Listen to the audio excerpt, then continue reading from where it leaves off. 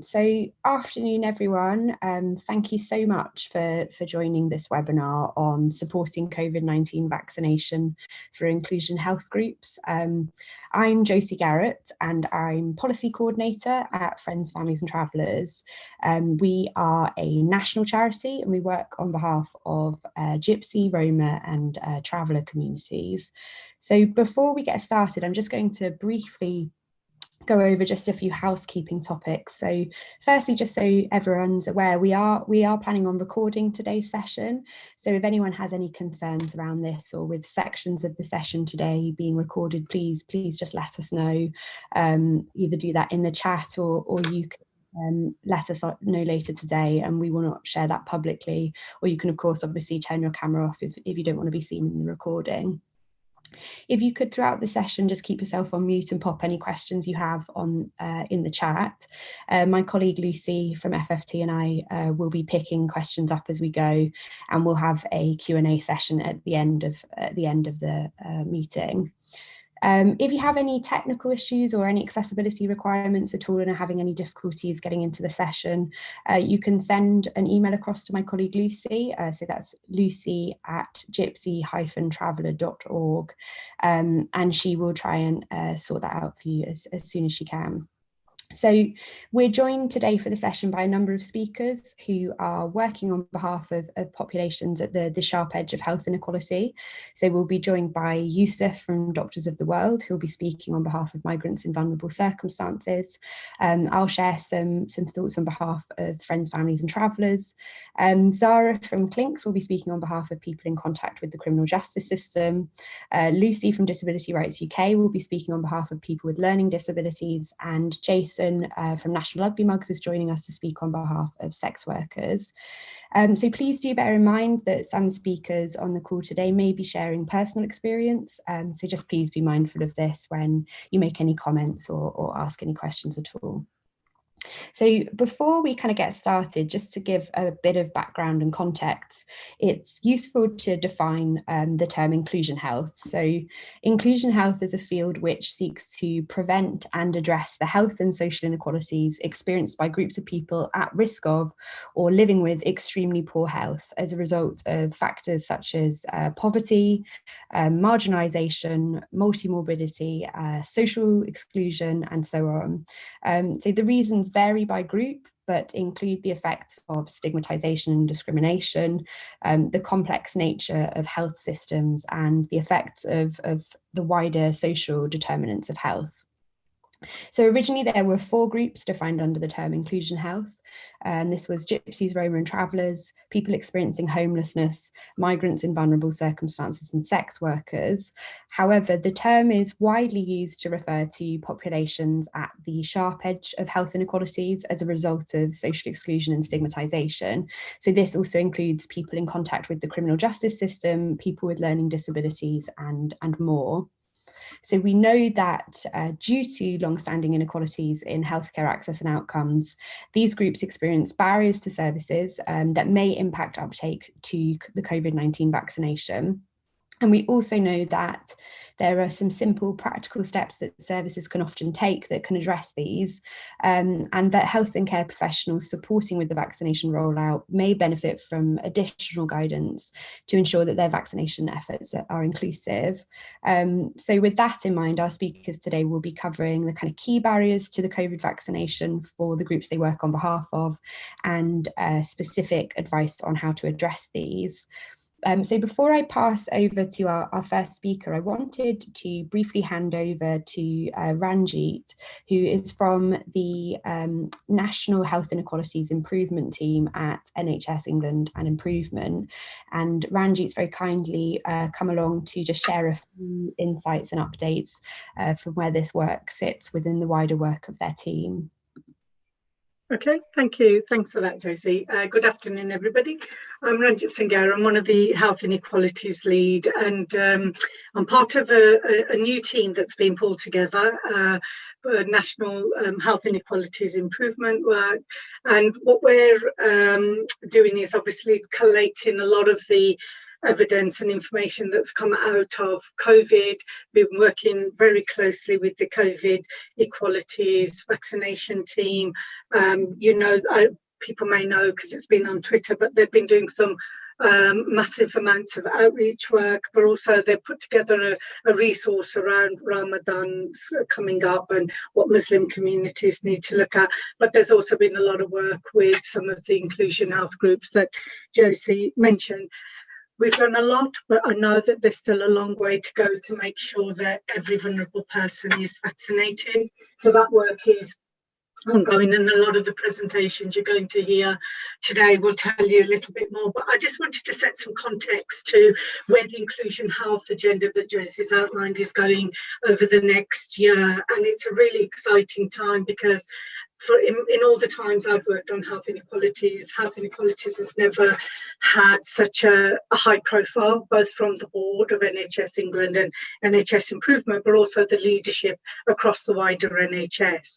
And one of the things that we're absolutely clear on in terms of the vision is about equitable access, excellent experience and optimal outcomes. And we know equitable access for inclusion health groups, just simply trying to get access to a registration, GP registration, access to then COVID vaccination to protect themselves and their communities is still an issue for inclusion health groups. And we've got to change that. We've got to do something more around that. So we're about to embark on a massive piece of work with our primary care colleagues to say, well, actually, what is going wrong? What is happening? Because this has been an issue for a long time and we need to do more about it. And also then target some of the interventions so that we can actually share where there's pockets of good practice, make sure that that's shared across the country. And everybody you're going to hear today from the various organisations like Ugly Mugs, Clings, FFT, doing some absolutely fantastic work.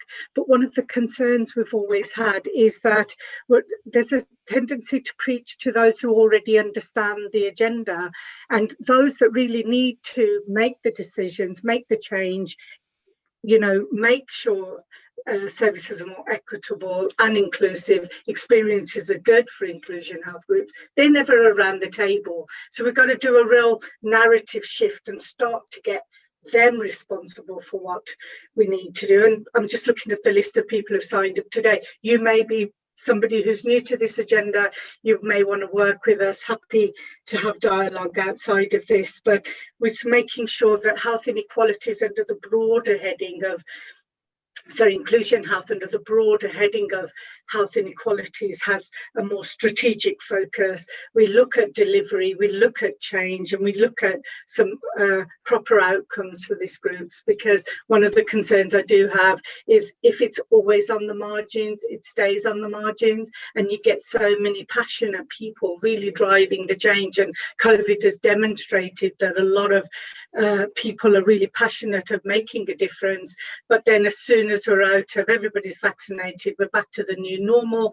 It's almost as though we just forget all of that joint working and the partnership that happened during COVID. We don't. We want to keep that alive. And Bola Alababi, Dr. Bola Alababi, who can't be here today, but was said to say hello to everybody and really just thank Olivia Butterworth and other colleagues for driving a lot of the inclusion health COVID work, especially around inclusion health and homeless people. So just wanted to thank yourselves as partners, but also colleagues like Olivia who've been really doing a lot of work around leadership. So I just want to say thank you. There's a lot of work that we can come back and tell you a little bit more about, but I'll leave the rest to the presenters. They're going to present today. Is that okay, Josie? Thank you so much, Ranjit. Really appreciate that. Thank you for coming along and sharing those updates. I think we've got quite a lot to get through, so if you're happy, Yusuf, to start off today. So Yusuf is joining us from Doctors of the World. Yes, just a second. Perfect. Hi, thank you, Josie, for the introduction, and thanks, Ranjit, for providing a background. So I'm Yusuf, I'm from Doctors of the World policy team. Doctors of the World is a charity that provides access to healthcare for a wide range of health inclusion groups, but main category of our service users have been migrants in vulnerable situations. So I will be hoping to provide some insights into what kind of barriers are there and what we can do together to help those populations to access to healthcare. We have clinics in London and mobile clinics and also a pilot project in Birmingham where we actually provide services to migrants in vulnerable situations, helping them registering with a GP. It's mostly our volunteer GPs, nurses, and support workers who are doing the most of the work in the clinics, helping them individually to get help for the healthcare. And we use this data and whatever we see in the clinic in our national advocacy programs for healthcare professionals or to contribute to policy and practice conversations. So what we have seen so far in our clinic is actually in 2020 we have provided consultations to 1,171 people, a bit less than normal due to remote services, and because of COVID-19 we have to adjust our services. But many people are calling us to actually get help about GP registration. 77% were in the situation. And many people are undocumented migrants, 69%, and some seeking asylum. And most of our service users are already in poverty and homelessness situations, and that's a common theme really in whatever we see in the clinics.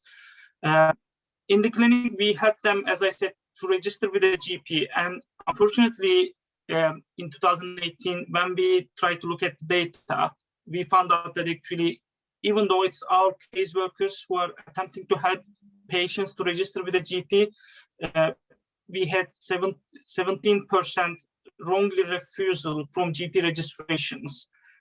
So that actually shows that there is a kind of a mainstream barrier to GP registration, which is essential for the vaccination services. And some of the reasons within this body of data is actually, you can see the barriers, especially for migrant populations. Lack of ID and proof of address can be a wider barrier for other health inclusion groups, but questions around immigration status, fear of arrest and data sharing with the Home Office, language barriers, digital exclusion, and secondary care charging can also put people off from actually going and engaging with the GP services and healthcare services, and including taking the vaccine. What we have seen in our clinics and in our work is actually the low level of GP registration is #1 barrier to access to the vaccine. So GP registration is essential. That's why we keep it in our all advocacy work about the vaccines, because it helps identifying people who are eligible for the vaccine on clinical grounds, and also it generates NHS number for people. And many migrants, many new migrants, they don't have access to the GP, so they don't have an NHS number. And there are some associated issues with not having an NHS number at all, which I will talk in a few moments. But 90% of our patients have actually no registration or no meaningful access to healthcare. This includes asylum seekers in Home Office accommodation as well. People are entitled, everyone is entitled to receive primary care for free, but this doesn't go into the practice when we look at the situation. NHS England has some clear guidance on GP registration, but also in developed nations, there are some lack of guidance, lack of clear communication about what is required for a GP registration. So that's why we are also engaging with other developed nations and their health bodies to improve uptake to the vaccine. So I mentioned about the NHS number being some issue. So new migrants, they don't have NHS number unless they get registered with a GP. And those barriers are still there to register with a GP. So the only way for migrants to get an NHS number is actually to go and register with the GP. So without this NHS number, they can't actually book a vaccination appointment on the national booking system at the moment, or if they get vaccinated, it can't be recorded on the Pinnacle. I know, and I'm aware that NHS England colleagues have been engaged in so many conversations about making this possible, and at the moment there is a paper-based recording system which can be recorded on Pinnacle later on. But at the moment, this is a problem still. If people are eligible based on their clinical or based on their age, if they don't have a GP, then they can't actually book their vaccination appointment, and they won't be included in the local vaccination programs. The other huge barrier is actually, as I mentioned, about fear of arrest and data sharing. So there is a certain fear within migrant communities about engaging with the NHS. There have been some communications, especially in early February. There has been some press release about vaccine amnesty. I'm using this in quotes, for not needing any immigration checks for people who come to take the vaccine. And also there is clear communication from the Public Health England as well, saying that there shouldn't be any immigration checks needed for overseas visitors when they are vaccinated for COVID-19. But in our engagement with the migrant and asylum sector, we have seen that actually data sharing is more spread, and the organizations, the charities working in this sector do think that that's a barrier for many people. And we receive so many different emails and queries from our patients or from other organizations, one of which you can see on the slide. There is a certain fear, and we need to break that fear to help people to go freely and safely, get the vaccine, get registration, and then make appointment and get the vaccine. And that has been a challenge, really explaining when data can be shared with the Home Office, which services data can be shared, and which services data cannot be shared. So there's a lot of mistrust around that appearing. So what we have done as Doctor Software, in the beginning of the pandemic, we have looked at what is the situation for migrant populations in a rapid assessment, which is available on our website, and has so many recommendations for all stakeholders, really, to help out these patients and other marginalized communities. We have also expanded our clinic work in outreach models into some London hotels, translated resources project that we have been producing, COVID-19 guidance, and now the vaccine guidance is being translated and distributed for migrant communities, and also engaging with the migrant sector to understand the situation and how we can actually address those barriers. We have produced 2 vaccine briefings, one of which is focusing on the mainstream access to the vaccine, which is the GP registration, and the other one is providing recommendations for the outreach model. Can put the newsletter sign-up page in the chat a bit later on, so people can sign up if they're not so far, so that they can be up to date about these briefings and the latest recommendations on how we can actually help migrant patients to take the vaccine.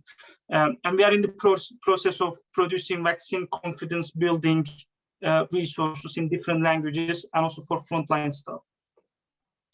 But I want to briefly mention about number 1 recommendation, really, how we can actually tackle those barriers to GP registration, hence the vaccination, is through Safe Surgeries Network. It's a community of GP practices who are committed to tackle those barriers that I mentioned in the beginning. It can be lack of documents, it can be mistrust, it can be language barriers, but these safe surgeries are coming together, and they do think that we can do more to help out those patients. It's not actually more work, but it's actually within the policy, and the network, Safe Surgeries Network, is actually providing resources and necessary toolkits to help GP practices to help their patients. There are free resources in different languages for patient-facing resources and regular newsletters about all the new resources coming up, and always free advice for all safe surgeries if they have any complex cases like undocumented migrants having fear of secondary charging and how they can actually be registered and get the vaccine. And At the moment, we have more than 450 safe surgeries in the UK, and you can see from the photos, people do have a good feeling after each training, showing that we are proud to be a safe surgery, because they do think that, you know, this is what the policy says and this is what we should do, and we are helping out our community. So many advantages of becoming a safe surgery for GP practices. It is endorsed by Royal College of Nursing and Royal College of General Practitioners. So many CCGs have endorsed, and NHS England has also supported the Safe Surgeries Network as an evidence-based intervention for GP registration and access to healthcare. I've put a QR code here to join the GP, to join the Safe Surgeries, but I can put it again later on in the chat. It's very simple, like 5 questions for GP practices to fill in, and then we will come back with a welcome pack and offer for a training on migrants' rights, entitlements, and access to healthcare, and how GP practices can actually take small steps to make big impact on people's access to their services, including the vaccination service. And finally, I wanted to touch on the GP registration campaign of the NHS England, which has been launched 1.5 months ago. So these yellow cards are produced by the NHS England, and there's a big actually conversation going on how we can actually improve GP registration, and we are in touch with so many CCGs, primary care leads, health equity leads, and with PCNs to actually support them with necessary resources, including this one, but also other safe surgery resources to improve registration and to improve vaccine uptake on that. So do get in touch with me if you need to hear more about how we can help out migrant patients, and if you want to work together in your local area to improve uptake for migrants. Thank you. Wonderful. Thank you so much for that, Yusuf. And I think Yusuf will share any links in the chat, and we'll pick up on any questions at the Q&A session. So if we could move on now, Lucy, if you could share our slides, and I'll just share kind of some of the key messages on behalf of Gypsy and Traveller communities. And I think many of the kind of key barriers are shared and were covered by kind of Yusuf's presentation as well. So as I kind of mentioned previously, I'm Josie Garrett, and I'm policy coordinator at FFT. So if you could just move on to the first slide, please, Lucy. Thank you so much. And is that in full screen for everyone? It's in, I wonder if you could just pop it into slideshow, perhaps. We'll see if that works. Amazing, thank you. Okay, so there are estimated to be around 300,000 Gypsies and Travellers in the UK, to give context, which is around 1 in every 200 people. And within Gypsy and Traveller communities, around 3/4 of people live in bricks and mortar housing, whilst around 10,000 people live on roadside camps and around 70,000 people live on Gypsy and Traveller sites. There are a huge diversity of communities who fit under the Gypsy and Traveller umbrella term, including Romany Gypsies, Irish Travellers, Scottish Gypsy Travellers, Welsh Gypsy Travellers, New Travellers, Boaters, and many more. And it's important to note that each community has its own distinct history, and many of the communities have their own distinct cultures and languages. So it's really important not to assume that Gypsies and Travellers are one homogenous group. And it's also important to note from a service perspective that Romany Gypsies and Irish Travellers are recognised in English law as ethnic groups, and therefore are protected from discrimination under the Equality Act. So we could move on. So Gypsy and Traveller communities are known to face some of the most severe inequalities and poorest life outcomes amongst the UK population. So that includes higher rates of long-term illness, higher overall prevalence of reported chest pain and cardiovascular conditions, higher levels of respiratory problems. And this means that within Gypsy and Traveller communities, there's a disproportionately high number of people at risk of severe illness from coronavirus. And Gypsy and Traveller communities are estimated to have life expectancies between 10 and 25 years shorter than the general population, and around 6 less quality adjusted life years or years spent in good health. So one of the key challenges for vaccination rollout involves understanding the population locally, and the historic failure to include Gypsy, Roma and Traveller communities in the NHS data dictionary means that there's often a lack of data available. So services may therefore not be aware of Gypsies, Roma and Travellers in their local population or their needs.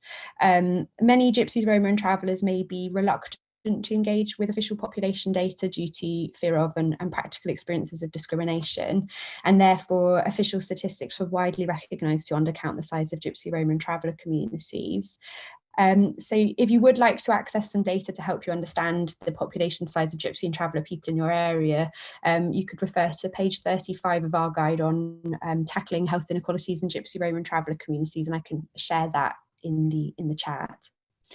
So where we do have evidence around uptake of immunisations in Gypsy, Roma and Traveller communities, there's reason to think that the COVID-19 vaccination may have a lower uptake, as this is often the case with immunisations. However, evidence, generally speaking, suggests that access rather than vaccine refusal is the most significant barrier to vaccine uptake. And this really, one of the key issues really comes down to a lot of what Yusuf has already covered. So although there's no regulatory requirement to provide a fixed address or ID in order to register with a GP practice, many nomadic Gypsies, travellers and boater populations regularly refuse registration on this basis. And we've previously also mystery shopped around 50 GP practices nationally and found that nearly half of the practices we contacted refused registration on this basis. And this has significant impacts on access to healthcare more broadly, and also invitations to preventative interventions such as immunisations and screening, which are also based on GP records. And it's really important that all healthcare professionals, including practice managers and reception staff, are aware of these rights and kept up to date and fully informed of their responsibilities to register people with no fixed address and no identification. And in the context of the COVID-19 vaccination, it's important as well to note that a patient doesn't need to be registered with a GP or to have an NHS number in order to get the vaccine, and should never be denied the vaccine on this basis. So that's confirmed on page 25 of the novel coronavirus standard operating procedure, in which it highlights that that's the case both in terms of people being directly refused or in the design of systems for accessing the vaccination. And it's also important not to assume that someone from a Gypsy, Traveller or boater community will want to be registered as a temporary patient if they're nomadic, as this can also restrict access to non-urgent care and routine screenings and so forth. And since 2015, all GP practices in England have been free to register patients outside of practice boundaries. So patient choice in terms of permanent or temporary registration is really key. So moving on, one of the other key challenges in terms of access to vaccination is around nomadism. So there are both push and pull factors for travelling nomadically. And in terms of pull factors, people living nomadically often travel for work, whereas in terms of push factors, evictions of roadside camps have continued throughout the pandemic and are likely to increase as lockdown measures lift. And failure to comply with evictions can result in people being imprisoned, fined, or having their homes removed. And similarly, many people living on boats are subject to strict continuous cruising rules, which require them to move from place to place every 14 days. So for people who are on the move, it's really important that communication preferences and contact details are kept up to date so that patients are able to receive invitations to vaccination, and that people are receiving letters when they should be. So many nomadic patients may be registered at a care of address or an address where they no longer live. So it's important to be flexible with your invitation approach and look at different methods of communicating with patients. And nomadism also has really practical implications in terms of accessing the second dose of the vaccine. So it's important to have open discussions with patients about where they're likely to be when the second round of the vaccine should be administered. If a patient is travelling, you can support access to the second dose by contacting services in the new area that the patient is travelling to. Or if your patient's worried that they might be evicted or subjected to continuous cruising rules within the this time, it may be helpful to provide a short letter highlighting the importance of the person being able to stay in the area. And we've provided a template letter for this, which I will also share in the chat, along with some kind of additional guidance we have around vaccination. So in terms of communication approaches, and I think this will be touched on by other speakers in the session today, it's really important that all information is delivered in accessible formats. So around 40% of our service users at FFT have low or no literacy, but this isn't an issue that's specific to Gypsy and Traveller people, and in fact around 16% of adults in England have low or no literacy. So without support, many patients will find it difficult to read medical letters, access services, and access key information. And similarly to as Yusuf covered, we know that people from Gypsy and Traveller communities are more likely to be digitally excluded. So we previously interviewed 50 Gypsy and Traveller people and found that 1 in 5 participants had never used the internet, compared to 1 in 10 people from the general population. And only 38% of Gypsies and Travellers we interviewed had household internet connection, which compares to 86% of the general population. So at doctors' surgeries, vaccination hubs and other services, routinely offering support with form filling can help people to access services that they may otherwise be unable to access, ensuring that you don't have digital by default registration processes can ensure that you're not unwittingly excluding people facing digital exclusion, and basically ensuring that you're offering flexible approaches for accessing services and accessing the vaccination is key. So one of the other kind of key things to mention would be, if you could move on to the next slide, Lucy, thank you, would be around linking in with trusted organisations. So there was a poll commissioned in December 2020 by the Royal Society for Public Health, which showed that only 57% of respondents from Black, Asian and minority ethnic backgrounds were likely to accept the COVID-19 vaccine, which was compared to around 79% of white respondents. While no official polling results have been launched for Gypsy and Traveller communities, we do expect the results to be similar to people from other minority ethnic backgrounds. And this generally reflects a lower level of trust in government within Gypsy and Traveller communities due to historic and present day experiences of direct or indirect discrimination from public services. So with this in mind, you may find that people from Gypsy and Traveller communities in your local population have lower levels of trust in the COVID-19 vaccine. So it's really important that healthcare services consider how they can ensure that everyone has all of the information they need to make an informed decision around the vaccine. And so linking in with local trusted organisations and networks can support this, and trusted local services and organisations will be best placed to determine the best approaches to disseminate information on the vaccination locally. So if you could move on to the next slide. Thank you, Lucy. So there are a range of community-led and nurse-led assertive outreach programmes nationally, which have been shown to be effective tools for cascading health messages and linking people into local health services. So here are just a few examples of the services nationally who are linked in with communities locally and are able to help with signposting to relevant services or supporting registration with GPs in the local area. And that includes our own assertive outreach team. So we're aware of proposals in some areas to carry out assertive outreach onto traveller sites with the vaccine, and broadly in our organisation's work over the past 20 years, we've heard that most Gypsy and Traveller people want to access healthcare through the same means as other people within the population. So therefore we would say that unless you have evidence and long-standing trusting and positive relationships with people living on traveller sites in your local area, we wouldn't encourage people to visit traveller sites to assertively outreach with the vaccine, as there's a very real risk that this will either scare people or stigmatise people within their local communities. To find out more about how you can link in with organisations and services locally, if you move on to the next slide, Lucy. Thank you so much. So you could refer to our services directory at Friends, Families and Travellers, and there's around 50 Gypsy and Traveller VCSE organisations across the country who will be well placed to kind of support you with linking in with communities locally.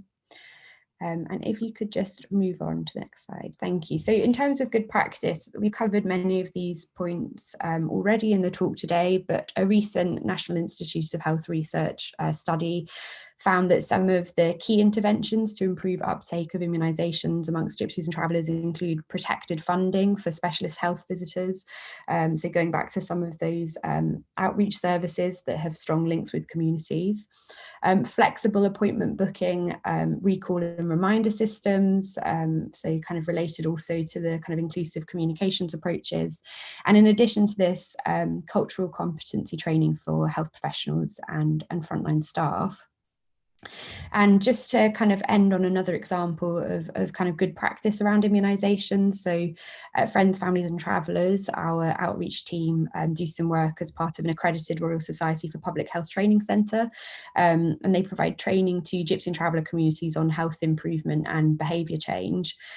So for this, FFT's adopted an asset-based peer support model of health improvement. So basically it offers education on relevant health improvement messages, including kind of the history of immunisations and the development of tools so that people can share this messaging with their peers and family members.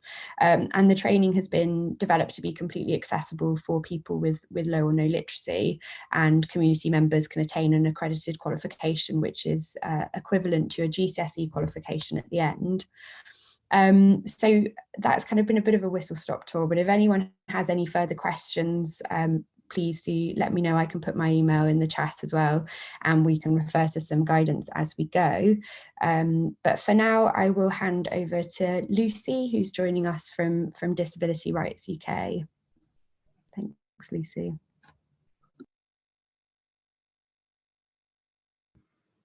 I just have to get the right screen open, sorry. My PowerPoint crashed.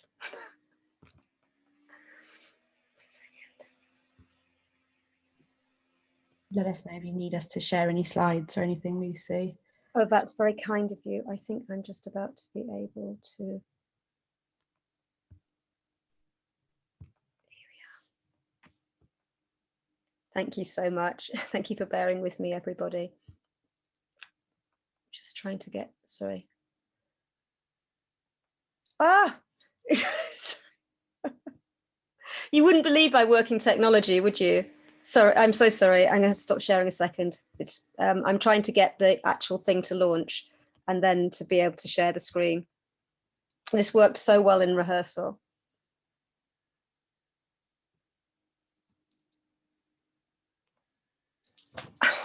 Sorry. Would it help, Lucy? I'm actually working from a different version than the one that you sent through. This is, by the way, this is what disability looks like in action. So just very, here we go.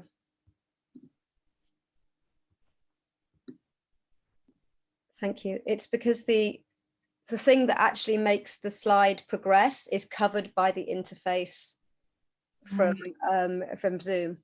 So I'm Lucy Wills, Disability Rights UK. I'm the Lived Experience Alliance Manager, and I also work on health policy, and I have a special interest in learning disability and inclusion across a broader definition of learning disability. So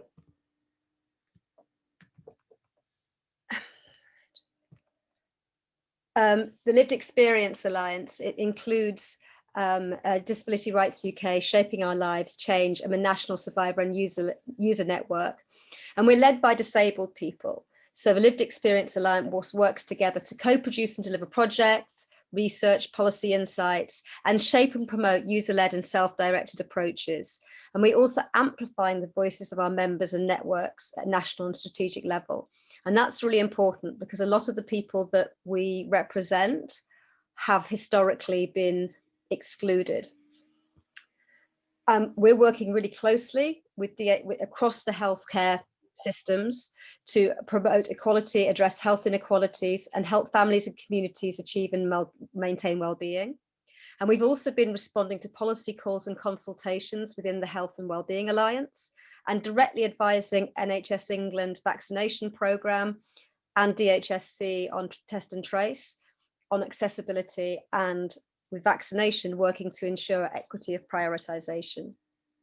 So health inequalities are multifactorial, and obviously many are being addressed by other speakers today, but we're focusing on learning disability. And here we're including autistic people, those with learning disabilities or differences, and any other cognitive impairments.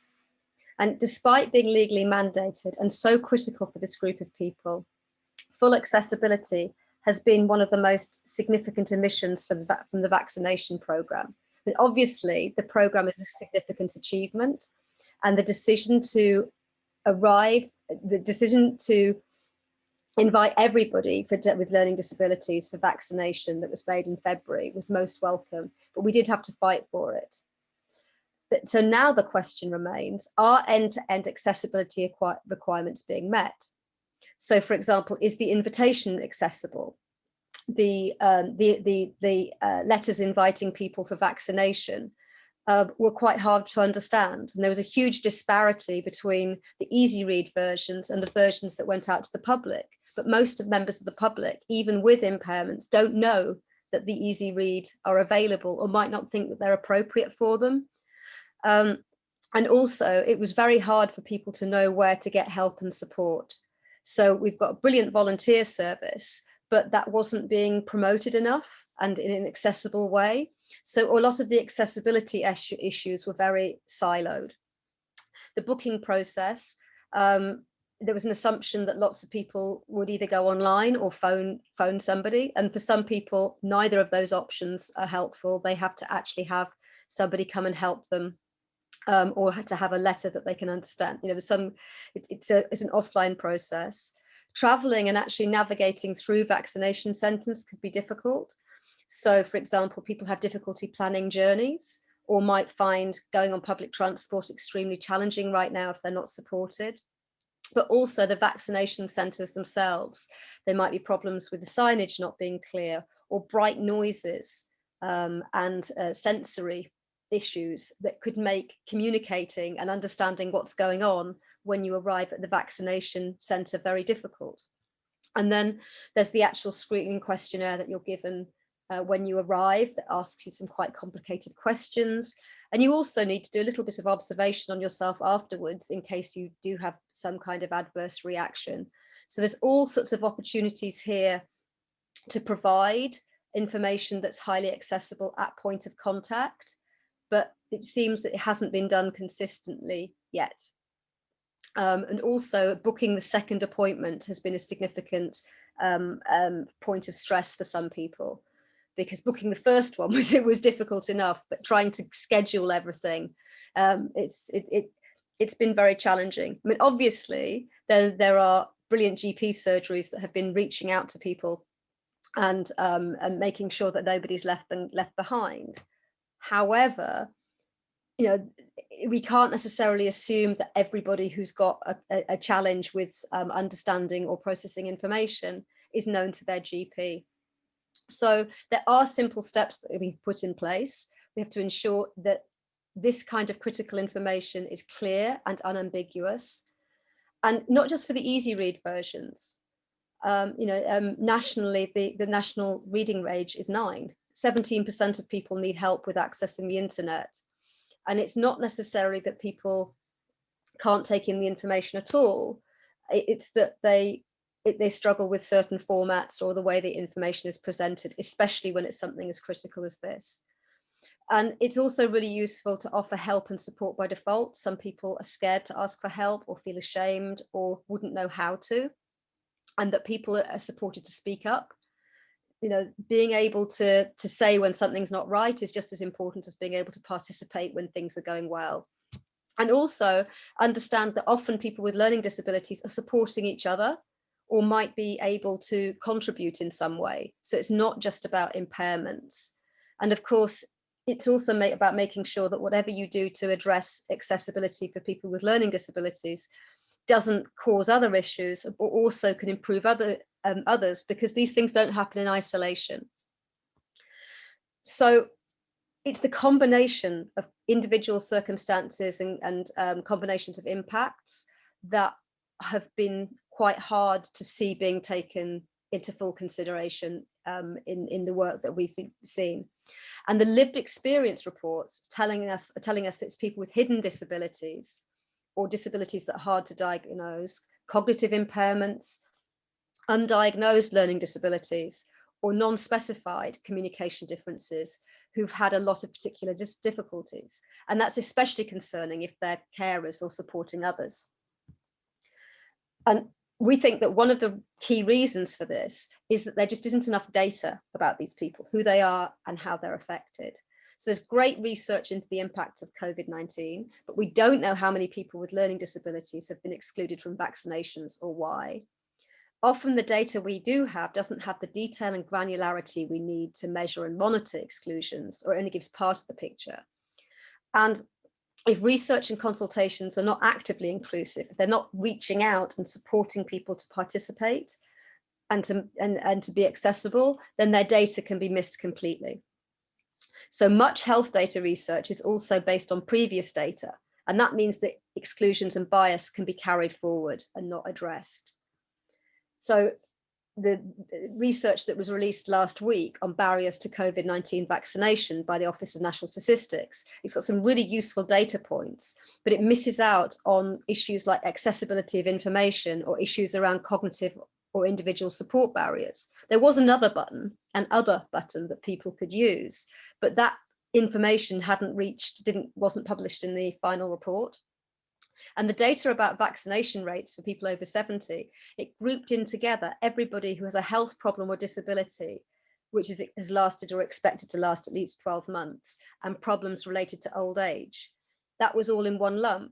And there's so much richness and so much individual detail that could have been captured. So we're saying that such questions, when they're being asked at a national scale, should really better reflect people and the barriers that they actually face. So the power of data is only really realized when it's placed in context and used to tell stories that can change lives. The lived experience narratives can humanize this data, and they're data points in themselves, because they're describing collective experiences that are rich, diverse, relatable. So there's a critical role for lived experience, experts by experience, and professionals like myself with learning disabilities in all sorts of disciplines to play a bigger role in scoping and shaping the kinds of research and the measures, inclusion measures, that are going to help make sure that nobody's left out or left behind. So please join us in making this happen. Thank you. That's wonderful. Thank you, Lucy. So if anyone has any questions for Lucy, do pop them in the chat and we'll pick these up at the end of the session in the Q&A. So I think now we're handing over to Zara, if you're happy to be up next. Thank you, Josie. I will just share my slides now and make those full screen, just confirming everybody can see those in front of them. Okay, perfect. So I'm going to be talking about vaccination for people in contact with the criminal justice system. My name is Zara. I am the Health and Justice Policy and Development Officer at CLINCS. We support the voluntary sector working in the criminal justice system, and we are an infrastructure organisation with over 650 members. So I'll just start with some statistics to date with regards to infection and mortality from COVID-19. This has more been collected for people that have been in prison rather than people who are in contact with the criminal justice system, but in the community, just because that's data that's harder to collect if people aren't in prison. So as of the end of February 2021, 14,480 prisoners or children who are in the youth custody service have tested positive for COVID-19 since the start of the pandemic, and that's been across 127 establishments, and almost all of these people have been adults. 161 prisoners, children in custody and probation service users have died, having tested positive within 28 days of death or where it was confirmed post-mortem.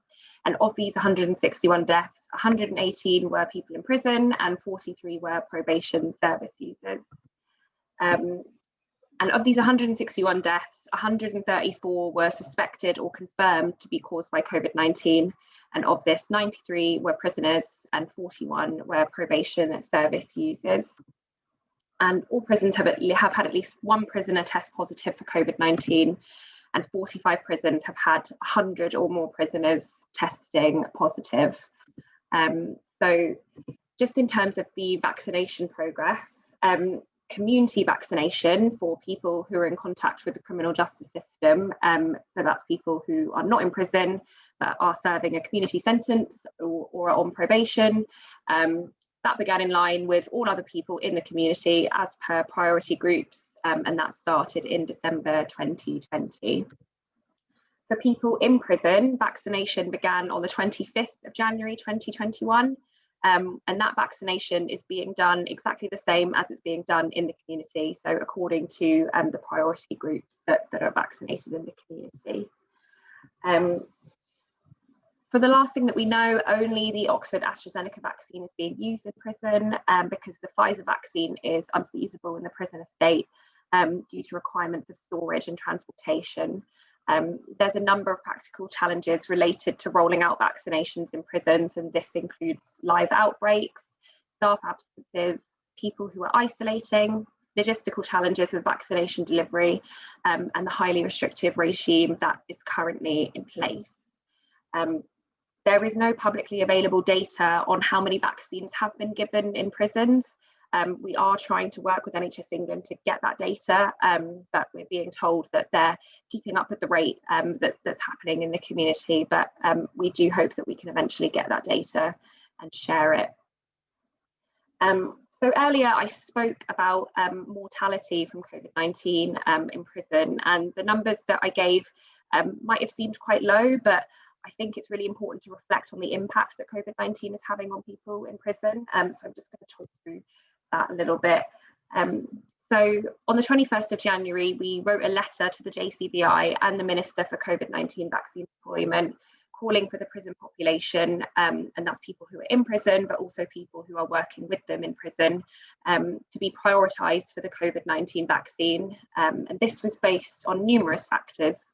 So the first factor was that people in prison experience significant health inequalities and much poorer health outcomes than the general population. 15% of people in prison experience respiratory conditions, and that's compared to 8% of adults in the general population. Tuberculosis prevalence of people in prison is 5 times higher than the general population. And older people make up nearly 1 in 5 of the prison population, and people in prison often present with health needs up to 10 years earlier than the general population. So there's an understanding that what we consider elderly in the community, that's generally earlier for people that are in prison. And just to continue this, people in prison have been under a really extreme form of lockdown since the COVID-19 outbreak began. All social visits and purposeful activity has been cancelled. People have been locked in their cells for up to 23 hours a day. Some people reported not even be able to access a shower for 2 weeks. There's no access to facilities such as worship and the gym. And whilst obviously this is a public health response to the nature of infections spreading rapidly in a closed environment like a prison, the mental health effects of this have naturally been really significant. Many voluntary sector organisations have reflected concern for the deteriorating mental health of their service users who are in prison, and they've also been unable to properly access these people. And the Inspectorate of Prisons has published reports that have noted really disturbing rises in cases of self-harm in prison. And we are yet to receive a response to our letter to the JCVI or the Minister for COVID-19 vaccine deployment, but hopefully we will get a response and we can update on that. So responding to hesitancy amongst people in contact with the criminal justice system with regards to the vaccine. So according to research conducted by EPIC consultants who spoke to 805 people across 9 prisons, the average reported intended uptake across the prisons was 78%, and the average number of people declining a vaccine was 19%, and the average number of patients who were unsure or hesitant was 3%. So I've just got a little graph there across the 9 prisons with the intended uptake, declined uptake, and unsure. And I can share this with people after my presentation, so don't worry about scribbling anything down. So what were the key barriers to vaccine uptake that this research identified? So the first one is concerns about side effects and risk. Somebody said to these researchers, what do we know about what it does to fertility? I want to be sure that this is safe for the future. And that's something that voluntary sector organisations reflected that their service users were saying to us, that they were unsure if they wanted to start a family, how this would affect them. The speed of development and approval. So a quote that we had from someone was, vaccines like this take years and years to develop. It can't be done in a few months. It will go wrong or it will kill someone. Trust. I don't trust the government. It's all a hoax. You can't trust any of them. So there's been a lot of talk in the media around vaccine, anti-vaxxers and conspiracy theories, and a real sort of demonization of these people and very negative stereotypes. But I think there does need to be a conversation around understanding why a lot of people have these concerns. A lot of these people are people who have had very, very negative experiences with the statutory sector, particularly things like health and social services. So there's something to be said for understanding why they think this and how we can challenge these assumptions without talking down to them. Understanding COVID-19 and transmission and the role of the vaccine. So we had a quote where somebody said, if I get COVID, I'll have the vaccine, but right now I'm fit and healthy and I don't need any jab to make me well. And a lack of information. So will it work against all the new variants? How can I be sure? And faith and beliefs. So there's been reports in the media around concerns around animal products. And we had a quote from someone here saying, God will keep me safe. If it's his will, I will get COVID. So encouraging uptake.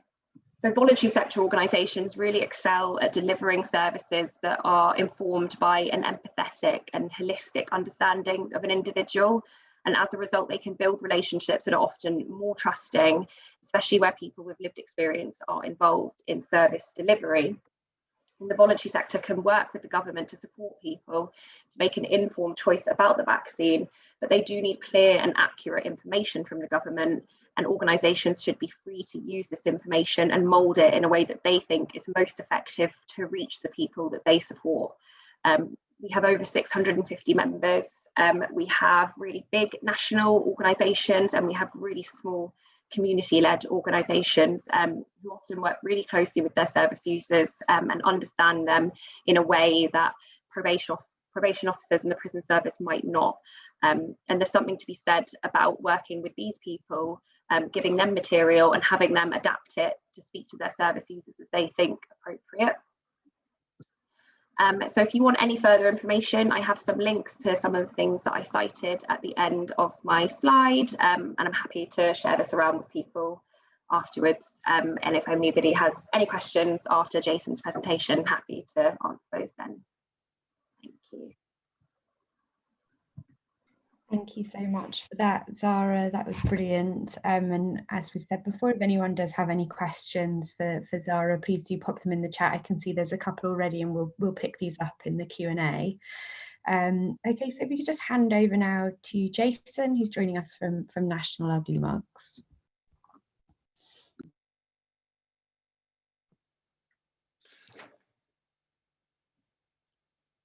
Hi there. If we could just make that one full screen, that would be super. In the meanwhile, hi there, so I'm Jason, I'm from National Ugly Mugs. National Ugly Mugs is a sex worker safety charity.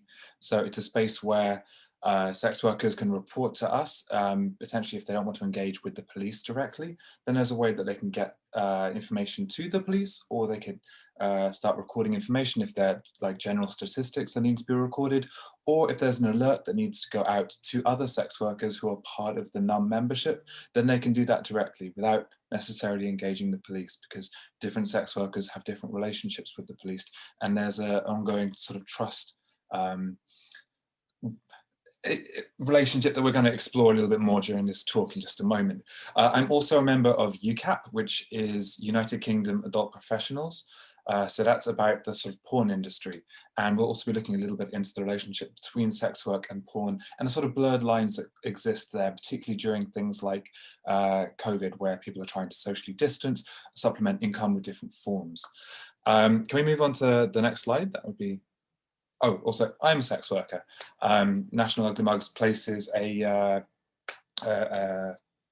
emphasis on making sure that there's people with experience within communities, and often it's a really great way within whatever organizations you're all coming from of making sure that your services are relevant directly, because the relationships you have there are some direct experience informing this.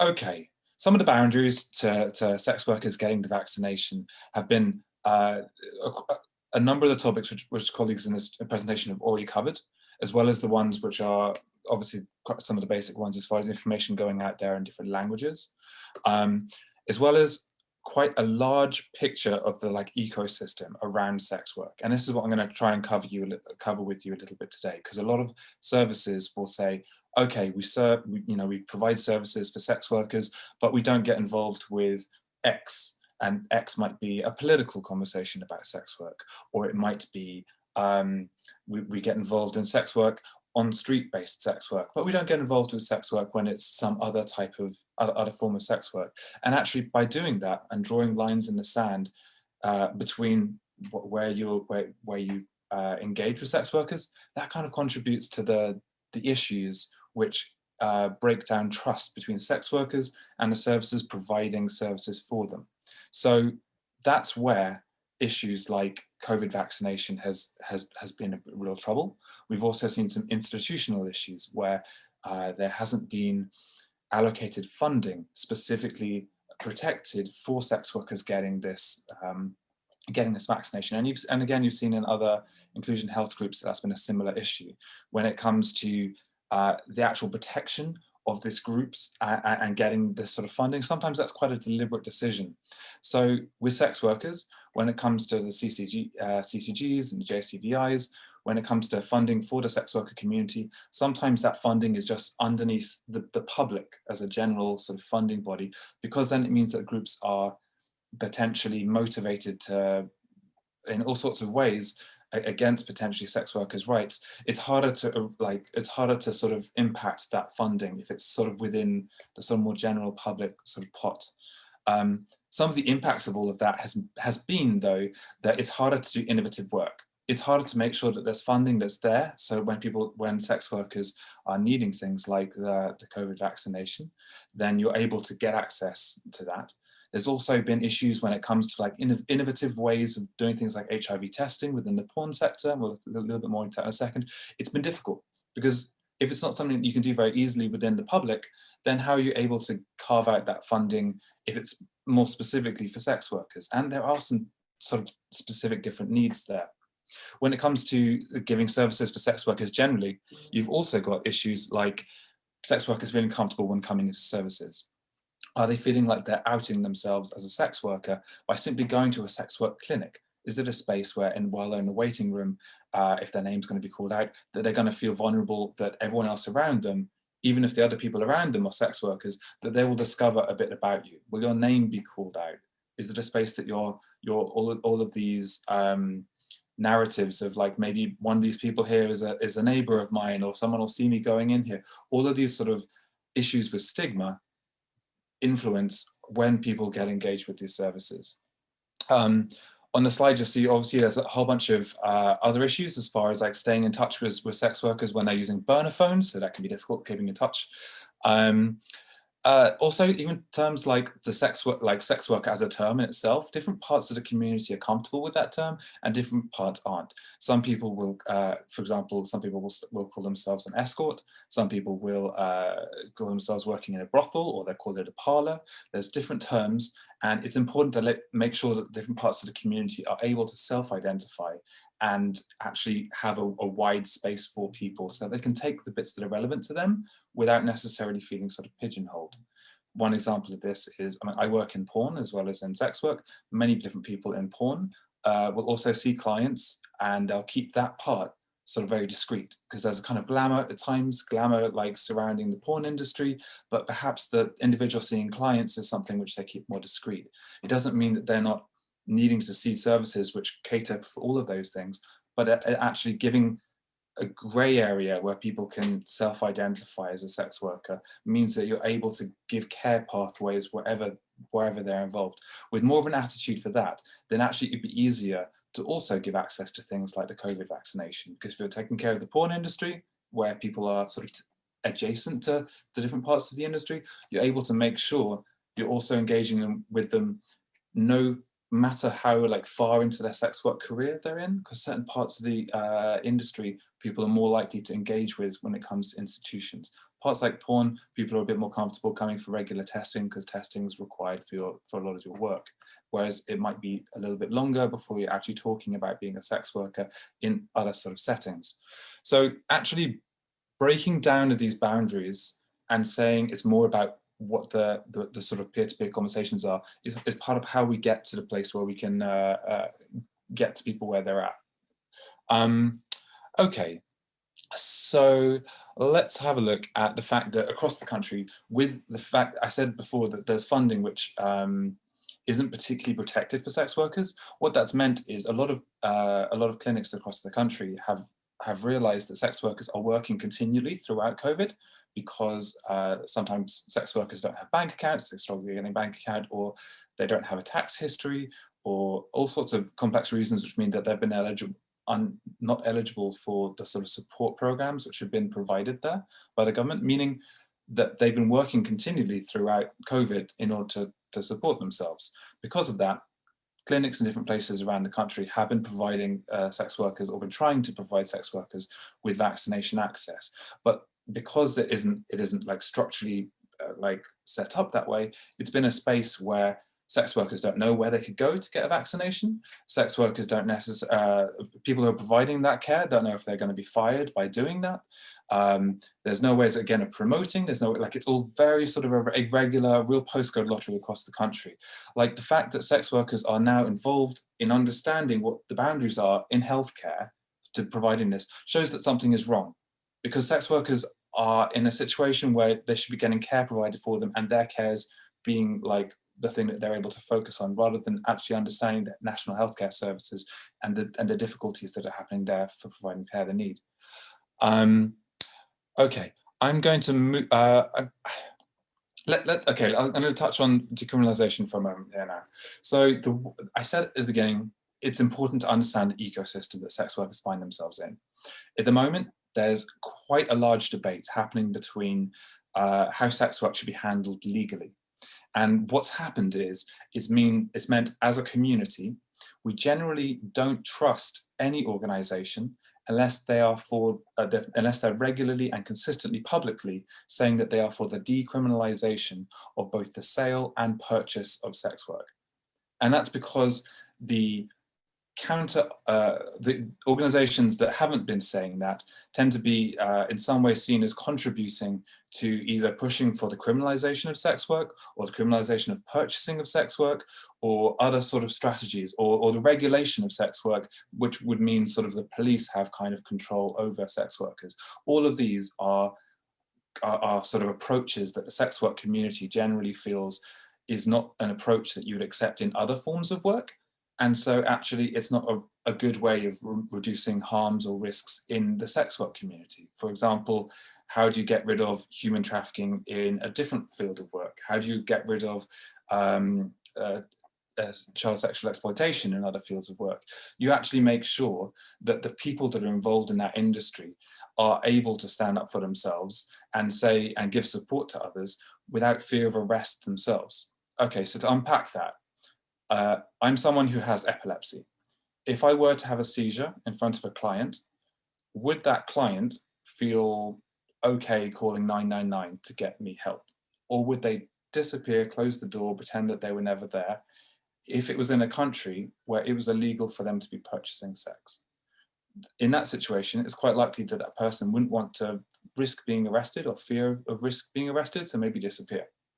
Similar structure, if that person is a colleague of mine, if they're worried about getting arrested then it's unlikely that I'm going to receive maybe emergency support because they're worried about getting arrested. Same if maybe it's a flatmate. Maybe the situation now is it's not my epilepsy, but it's my, maybe I've overdosed. Or maybe I'm a human trafficked person, which is actually different to a sex worker, but let's say I'm in that situation. Am I going to get support or am I not? If other people around me are worried about getting arrested when it comes to the space of maybe getting support for when it's needed. Same with maybe I was underage. All of these platforms, all of these structures around a sex worker, it sort of places boundaries from intel getting to places where it needs to go for the sex worker to be able to choose their pathways for support.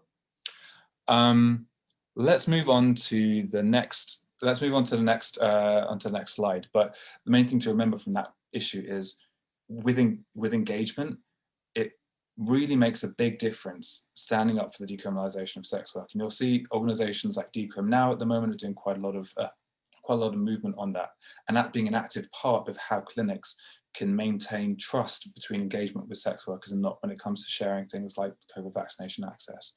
As it is, there's been a few organizations you can see on the screen here that have been providing different types of care and hardship for sex workers that have been supportive in the space where governmental support hasn't really reached the community. There is COVID-19 toolkit, which that will appear in a link in a second. That's ucap.info/CV19 toolkit that sort of supports people who are doing sex work to be able to reduce risks with how they're doing their work. These sorts of things. Can we move on to the next slide? Great. Okay, well, there's some more resources there, but I'm going to touch a little bit more on the reasons why it's important for clinics to be able to keep a sort of a gradient of understanding of sex work between porn and other types of sex work, kind of in the same spectrum. And it's because if you're supporting someone who is in a lower risk part of sex work, if you're supporting them, then you're potentially supporting them from being a sex worker who's taking a higher risk elsewhere in the industry. So actually making sure you've opened up your remit of care to provide for a whole spectrum means that you're actually still protecting whatever your harm reduction or your healthcare or your safety settings are as far as your actual service there. It just has to use that attitude of actually sometimes taking care of a whole spectrum means that there's less of an influx of people, because so many people are filming themselves at the moment and putting it online as a way of coping with COVID right now. I'm gonna say, I think that's the last of my slides right now. That's gonna be me. Brilliant. Thank you so much, Jason. And yeah, thank you again to all of our speakers. So thank you to Yusuf, Lucy, to Zara and to Jason for everything they've shared today. I hope that everyone will agree that there's some really interesting recommendations in there and useful information shared, and areas where there's commonalities across groups, as well as a sort of distinct recommendations for how you can ensure that the kind of vaccination rollout that you're involved with is inclusive. I think we've got a few questions that have come through the chat. Lucy, have you picked up on any questions in particular that it would be good to draw out? I know that at the beginning there were a couple of questions for Yusuf. So we had a question from someone called Freya, who asked, in the 487 cases where GP registration was unsuccessful, were there any patterns or trends within that group, or were you able to determine any kind of specific practices that registration refusal was associated with? Of course, just to provide an answer to that, thanks for the question, Freya. In our clinic, we follow a pathway. Like, we look at where the patients are living, and then we look at the 5 GP practices closest to where they are living. So we always follow that pathway.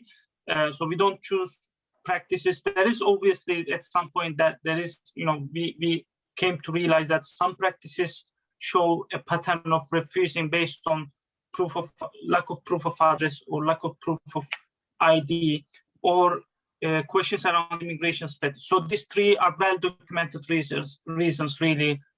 We see that GP GPs do not accept. But yeah, we follow these pathways. And in terms of patterns, if we see that there is a certain GP practice who is not registering, then we do get in touch with the CCGs to help out that patient to find a GP practice. But as I said, all the barriers that I mentioned in the slides are well-documented barriers from all those refusals cases. Brilliant. Thank you, Yusuf. And I know there was a question, Zara, around the research you shared around vaccine hesitancy. Someone was asking whether this was the Russell Webster research, and I see that you shared a link. I'm not sure if that answers that question. Yeah, so it wasn't Russell Webster research, but Russell Webster did summarise it in a blog. So I imagine that's where the most people saw it. But no, it was research conducted by Epic Consultants. And yeah, I posted a link to that in the chat, but I've got a link to it in my presentation as well, and I'm happy to share that with everybody after this, so you can access it there as well. Brilliant. Lucy, have you picked up on any other questions at all that have been coming in that is worth picking up on? Or no, there are a few questions about whether we would be sharing the slides, which we will.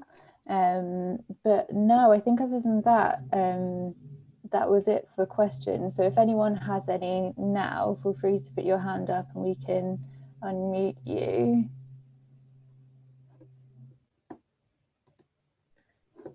I've just seen a question that's come through around vaccination and outreach to sites. So, so generally speaking, thank you for the question. So generally speaking, we found that unless there's kind of evidence and sort of established trusted networks, and there's a kind of an ask from people locally for that via those kind of trusted networks, then we would not recommend outreach to sites, generally speaking.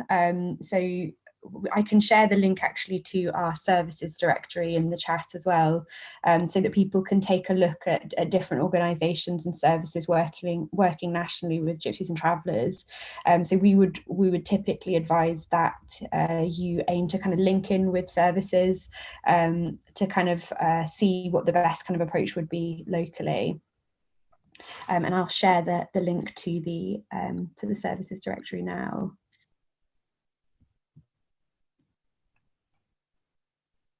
And I think there may be a question that's coming for you, Zara. So around the second doses for those in the criminal justice system, for example, people not returning to their home.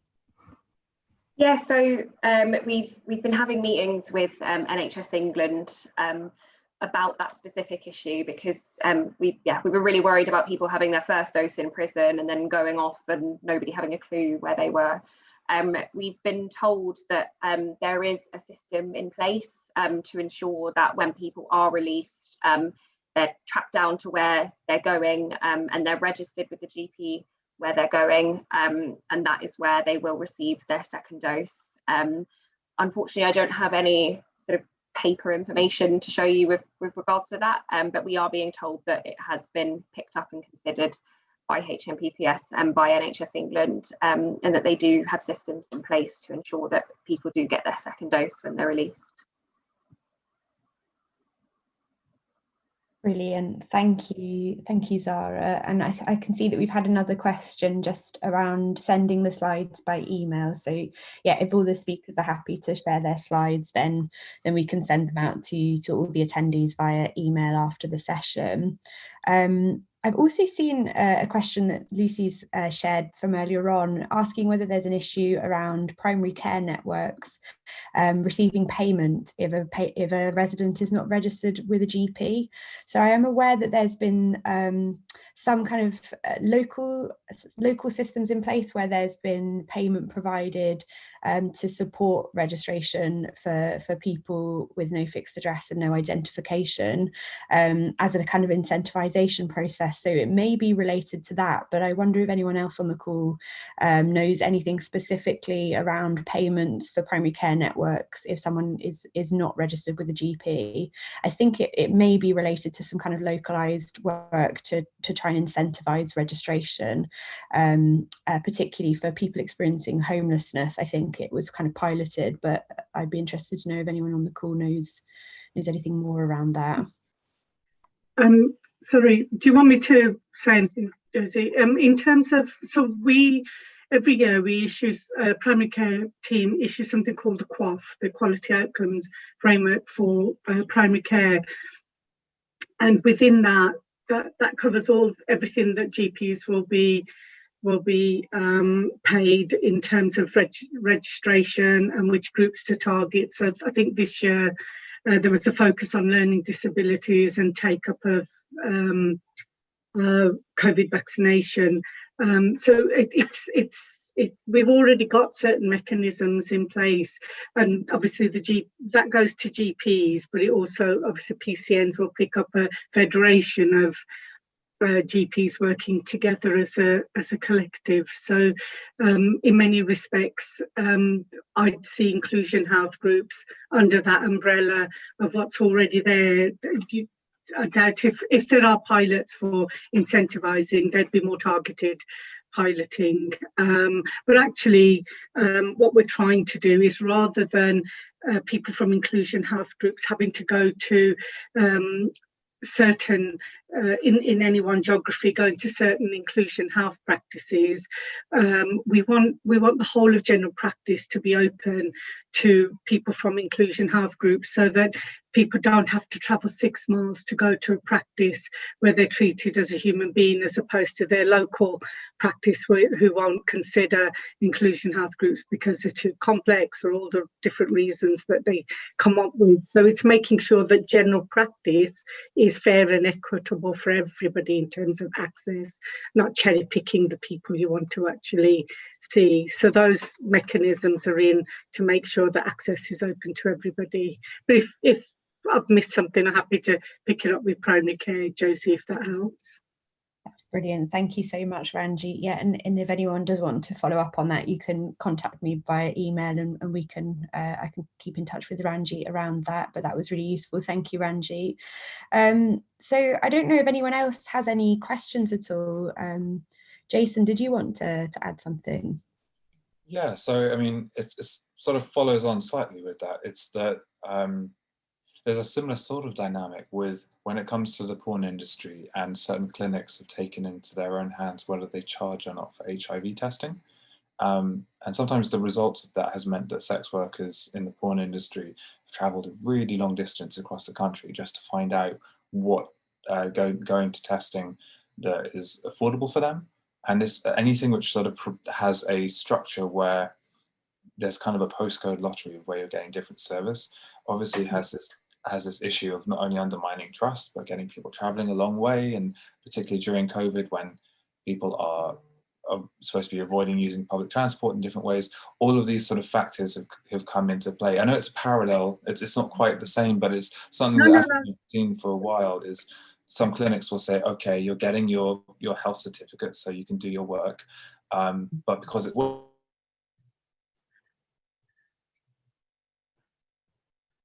Oh, I'm not sure. I think Jason, you may have frozen. I'm not sure if you can hear that. Perhaps we can come back to you in a second, Jason, if there is some similarities, Josie. I think you know, look, at the end of the day, whatever work you do shouldn't determine you being work not getting.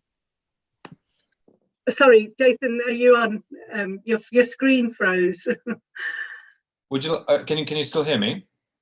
We can hear you again now. Yeah. Great. Okay. So yeah, there are some similarities, and when clinics are thinking like this, it's really important for them to see it's not just, okay, a sex worker is working, and so maybe we should be charging them money because they're sort of profiting from it. It's actually a much wider ecosystem. The sex worker not only is a member of the public, but also they're engaging with clients, and so you're protecting your clients by providing services, and you're avoiding like travel for people trying to get to the cheapest service. So where possible, really best to beat these postcode lotteries and try and have a more unified across the country approach towards community groups like this. And Jason, you make a really good point, and it's one of the concerns we've always had. Look, nobody in this country should be discriminated on the basis of what work they do and then access to good timely healthcare. Look, the NHS is free and accessible to everybody. I think where there may be some differences is, one, obviously how it's applied, but secondly, some of the services are run by local authorities, and if local authorities, and it's a public health service, then you know that different local authorities take a different approach. But in terms of the health side of it, it should be fair and equitable at the point in which a person needs it. But I know that that's not always the case across the board. But you shouldn't be discriminated against just because of the work that you do. In fact, you know, I did a lot of work with Open Doors many years ago in Homerton Hospital, and the concerns we had there are still the concerns you're raising about how, you know, if you're nocturnal working and then you've got to turn up at an 8 o'clock GP appointment or 9:30 GP appointment, you're not going to be there. Where's the flexibility? Can't we offer extended hours to people from different groups where it's easier for them to make appointment at 6 o'clock in the evening as opposed to 4 o'clock that suits us as the NHS? You know, and that flexibility can be done because hospitals and local areas have proven that they can do it. It's just trying to get them to shift their mindset. In terms of cost, I'd have to pick up that depending on where the services are coming from, but NHS wouldn't charge. Local authorities, yeah, they do vary. Thank you for that, Jason and Ranjit. So I can see we've had a question coming from Sally. Before I pick up on that, I'm aware that we've got only a couple of minutes left and that some people may have to leave. So I guess just to say a really big thank you and to everyone who joined for the discussion today, and thank you again to all of our speakers for everything you've shared. So just while we do have a couple of minutes, I've noted that Sally's put in the chat, shouldn't any decisions about charging or not be subject to an equality impact assessment? And if an equality impact assessment was done before making the decision, some of these impacts will be picked up and may alter the decision made. So I know you've kind of covered some of that already, Ranjit and Jason. I don't know if anyone wants to add anything to that comment at all, or... People don't like doing equality impact assessments, but it's actually there to look at the disproportionate impact it's going to have on people, and you can use that as leverage, or you should use that as leverage to say, actually, this isn't doable, this isn't workable, and we challenge. And if ever there was scrutiny, you would be legally challenged. So I think that's where you should. I think what I keep hearing from colleagues is that people who are refugee and asylum seekers should be charged to access primary care services or general practice, or even to get the vaccination. That is not the advice that the COVID Vaccine Equalities team is giving. It's saying that we're in the middle of a global pandemic, and you should be able to get access to COVID vaccination alongside everybody else. So if people are hearing or being told that they are being charged or will be charged, they need to come back and tell us, and we need to take action and root that out, because that's misinformation.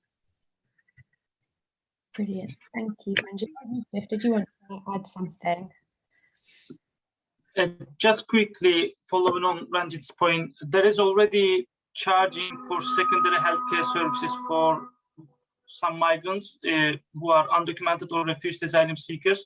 So that already creates some further fear for those people to come across to GP practices. But yeah, completely agree that there should be clear communication. GP services, vaccination is free for everyone, regardless of the immigration status. So this is what we need to do. Every one of us should communicate with the public to tell them that your immigration status doesn't matter when it comes to vaccination. So please come and take the vaccine. But the impact is still there, and there are many confusion within the public, especially within these communities, unfortunately.